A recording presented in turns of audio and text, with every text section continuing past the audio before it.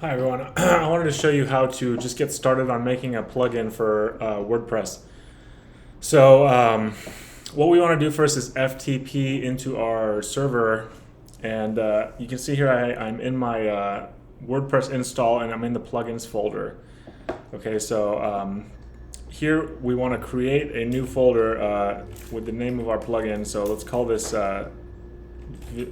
test plugin fun. Okay, so we're going to create that folder, and I'm not sure if we should be following some naming convention here. So actually, let's rename that and using only dashes like they do, like that. Okay, so there is our plugin folder, test plugin fun, and then all we're going to have to do now is go and create the plugin code here, and this functions PHP should not be in this folder, or I mean it can be, but it's not. It has nothing to do with this. So basically, this is a pretty short file, and this is going to give you everything you need to create your first plugin. So really, all you even need to do at all is just use this code here, and that will be your basic initial PHP file. So we have our name here, plugin name. You can give it a URI. I didn't. Description, version, author, and author URI as well. And doing that, doing just that, and let's just delete everything down here for a second. Doing just that will allow you to whoopsie. Let's go back to that desktop. Doing that will allow you to see the plugin in the plugin menu here. So if we refresh, we're still in test plugin fun, and I'm going to just FTP that file up. Calendar weekly quantity is the plugin I'm working on, so I'm just going to call it that for now. And I go here and I'll refresh, and we should be able to see our test plugin fun down on our plugins here. So let's see, where is it? Hopefully it's here. Let's see. What did we do? Oh, okay. So it's still renamed as my old name that I named it as. So yeah, let me go back here and just redo this test plugin just so you can see. I was kind of duplicating my actions there, so I'm going to re-upload it. Let's go over here, and I'll refresh again, and then we should see that.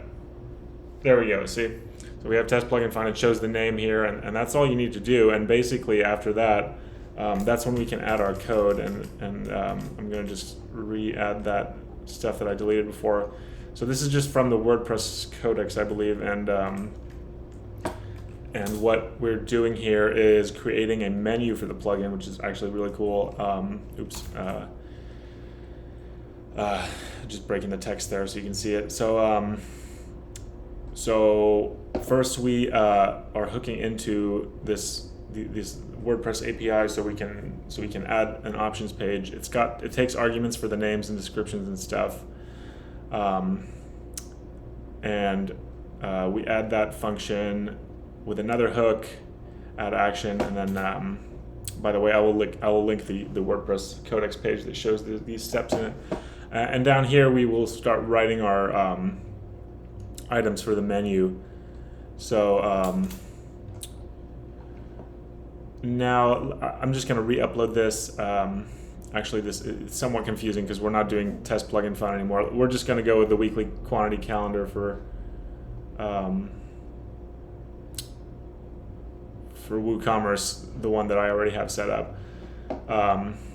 So basically, like, I have it activated, and by adding these settings down here, it creates a menu in the settings.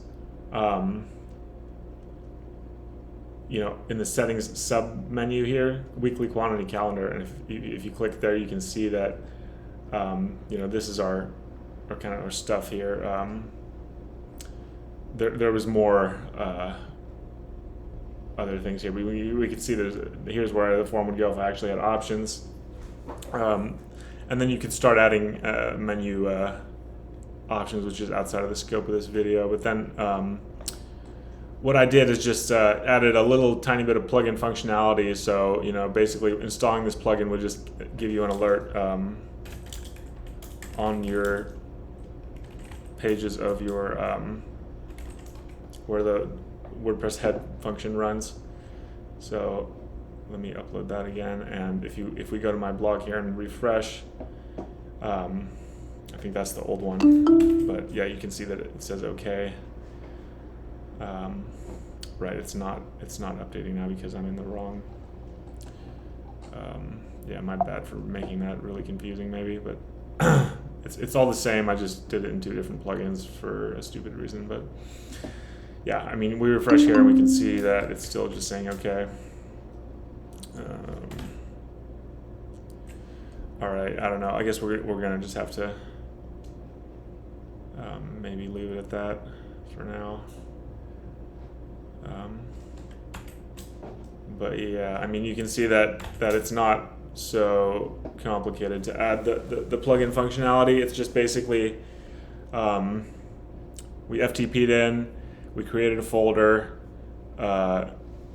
we added a little bit of code, and that allowed us to add some functionality to our WordPress site. So hopefully this video was helpful for you, and good luck. Okay, bye.